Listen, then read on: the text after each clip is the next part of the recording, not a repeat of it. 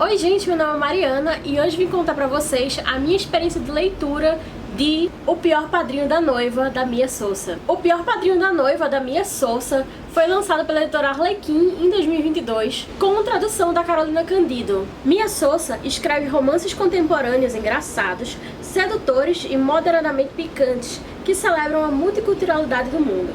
Formada pela Universidade da Pensilvânia e pela Faculdade de Direito de Yale, Mia trabalhou na área em Washington, D.C. por 10 anos antes de trocar seus ternos por roupas de dormir, leia-se calça de moletom.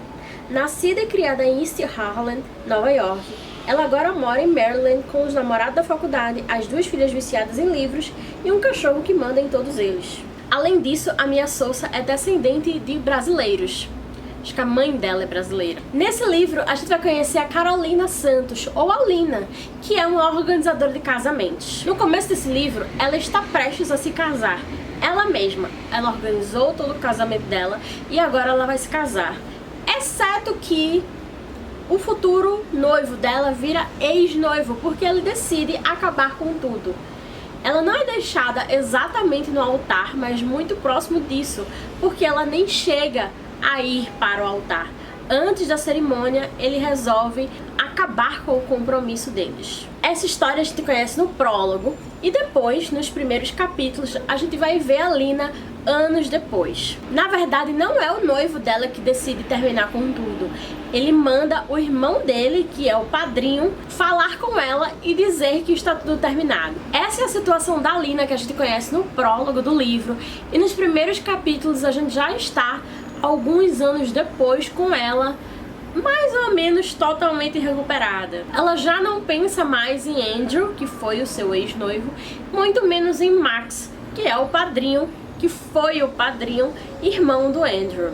Lina simplesmente seguiu com sua vida e está muito bem com seu trabalho. Ela está em uma festa de casamento que ela organizou quando uma mulher desconhecida começa a conversar com ela sobre o casamento, sobre o fato dela ser organizadora de casamentos e tal.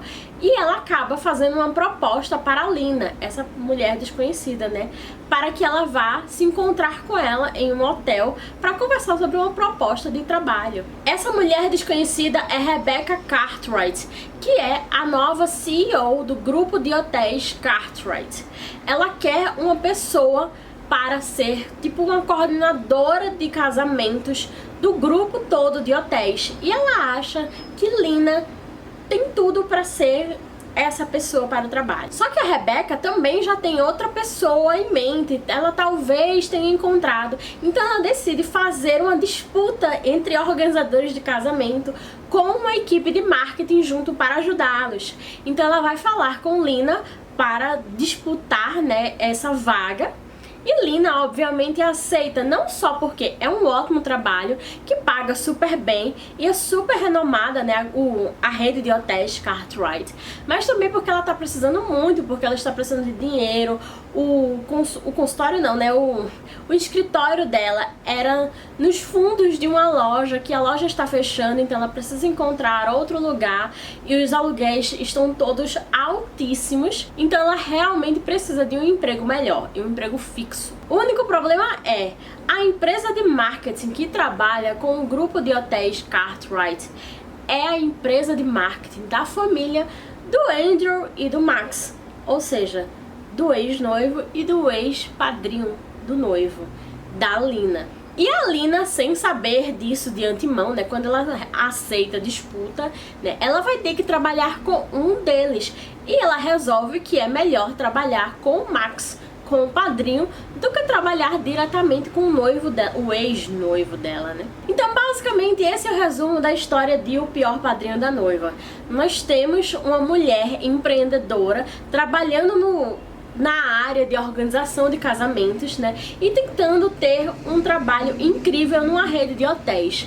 Para isso, ela precisa trabalhar com uma família que já é do passado dela, e ela não conta isso para a Rebecca, ela não conta que ela conhece o Andrew e o Max do marketing, e ela vai trabalhar com o Max. Então eles começam a conversar, eles têm uma certa convivência ali, né, para fazer todo o projeto dar certo, eles têm que apresentar, se eu não me engano, aí em um mês, mais ou menos. Então eles têm esse tempo, esse prazo para apresentar um grande projeto para Rebecca, ao mesmo tempo sem querer se matar, né? A Lina confia muito no seu taco como organizadora de casamentos, ela tem ideias muito legais para o trabalho e ela sabe que ela não precisa da ajuda de Max. Só que, como a gente pode ver no ponto de vista dele, já que o livro é contado tanto do ponto de vista dela quanto do ponto de vista dele, o que eu acho isso muito legal, o Max começa a ver a Lina como alguém muito interessante, né? Ela é uma mulher muito bonita, ela é uma mulher muito trabalhadora, ela é uma mulher muito inteligente, então assim, ele fica meio interessado, né? Sem querer se interessar, obviamente. Então o livro vai tratar desses temas centrais: a busca da Lina por um bom trabalho e o fato de ela ter que trabalhar com uma pessoa relacionada a uma situação que ela quer esquecer, né? E no meio disso, com essa convivência, ela vai ter sentimentos conflitantes, né, sobre o Max. Como temas secundários, a gente vai ter toda uma história familiar, tanto do lado da Lina quanto do lado do Max. Do lado da Lina, a gente vai ver uma família que é de ascendência brasileira. Então, a mãe e as tias da Lina são brasileiras. Elas têm uma lojinha, um mercado de produtos brasileiros, é muito legal. E a Lina não tem problemas familiares exatamente, sabe? Acho que talvez o único problema seja o fato de que ela não quer desapontar a sua mãe e as tias dela, né?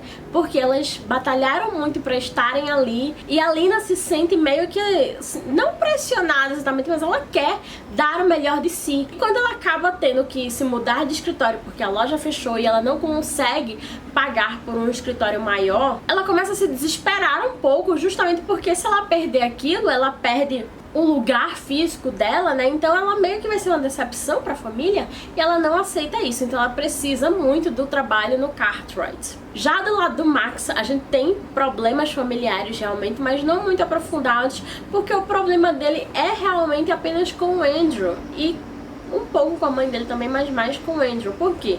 Porque como o Max, ele é irmão mais novo, né? Ele é filho mais novo, ele sente uma pressão e ele sente uma constante comparação dele com o irmão mais velho. Então, mesmo que num primeiro momento ele se sinta meio estranho em trabalhar com a Lina, que é a ex-noiva do seu irmão, ele também gosta desse trabalho com a Lina porque ele sabe que ela vai tentar fazer de tudo para ser a melhor e ele também quer ser o melhor, vai ficar em cima do irmão dele, sabe? Vai ser melhor do que o irmão dele. Então isso é muito importante pra ele também. O livro tem um pouco desse drama, né? Desse drama familiar e desse drama de trabalho e tal, mas é bem pouco. O foco mesmo é a comédia romântica. A gente vai ter um romance entre a Lina e o Max. Um romance que vai ser estranho no começo pros dois, afinal ela era noiva do irmão dele, né? Mas mesmo assim eles vão ver que se dão muito bem, que tem uma química muito boa e vai acontecer. Eles passam por umas situações muito divertidas, são muito engraçadas. A leitura é muito fluida, os personagens são muito cativantes. É muito interessante a dinâmica da Lina com a família dela, porque a família dela é brasileira, ela se sente um pouco brasileira também. É tanto que tem uma nota da edição do livro dizendo que como o livro foi escrito em inglês primeiramente, né? Então alguns termos a autora colocou em português, né? Pão de queijo, coxinha, coisas muito deliciosas, né? E aí, quando foi traduzido, né, tem uma nota da edição dizendo, olha, a autora escreveu alguns termos em português mesmo. Então, na tradução, deixamos esses termos em itálico. Eu achei isso muito interessante, toda a vivência que a Mia Souza tem com brasileiros. Acho que dá uma coisa a mais pro livro, sabe? Ela gosta muito desse aspecto cultural da vida dela, dá pra ver. E você sente no livro que a família dela é uma família brasileira, sabe? É uma família mais carinhosa, é uma família mais barulhenta, é uma família totalmente diferente das famílias americanas, sabe? Também é muito interessante o fato de que a história é contada por dois pontos de vista. Eu acho que isso deixa o livro muito mais interessante, porque é muito legal saber os pensamentos do Max, saber o que ele tá sentindo e como ele ver a Lina e como ele se sente com o irmão e como ele se sente com a mãe dele também, que é a chefe da empresa de marketing deles, sabe? Então assim, eu acho que esse livro junta muito bem a parte do romance, a parte do drama e a parte do trabalho. Tudo isso vira uma receita com um toque de brasilidade muito interessante. Eu gostei bastante desse livro, ele quase foi um favorito pra mim. Eu acho que ele só não foi um favorito pra mim exatamente por causa da presença do Andrew na história. Acho que o Andrew poderia ser totalmente descartável, tá?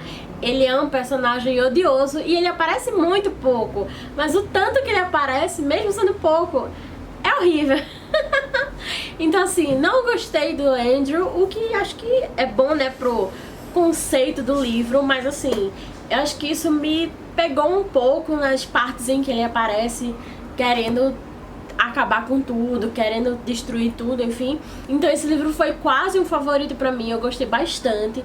Logicamente tem clichês, gente. Tem até um clichê de tem uma cama só na pousada. E assim, tudo bem, sabe? Faz ficar muito interessante, muito divertido. Eu gostei bastante, eu me diverti, eu me emocionei um pouco. Eu gostei dessa brasilidade que tem aqui no livro, fez toda a diferença. Se você curte histórias de mulheres fortes, de mulheres que vão dando as caras e fazendo o que dá na telha, e comédias românticas com personagens muito cativantes, com mocinhos que ficam cada linha da mocinha, esse livro é pra você. Se você já leu esse livro, me conta aqui nos comentários o que você achou, se você gostou, se você não gostou. Vou adorar conversar sobre isso. Se você gostou desse vídeo, não se esqueça de deixar seu like nele e também de se inscrever aqui no canal se você ainda não é inscrito, pro YouTube saber que esse conteúdo é interessante pra você e pra outras pessoas. Eu fico por aqui, muito obrigada pela sua companhia e até a próxima. Tchau!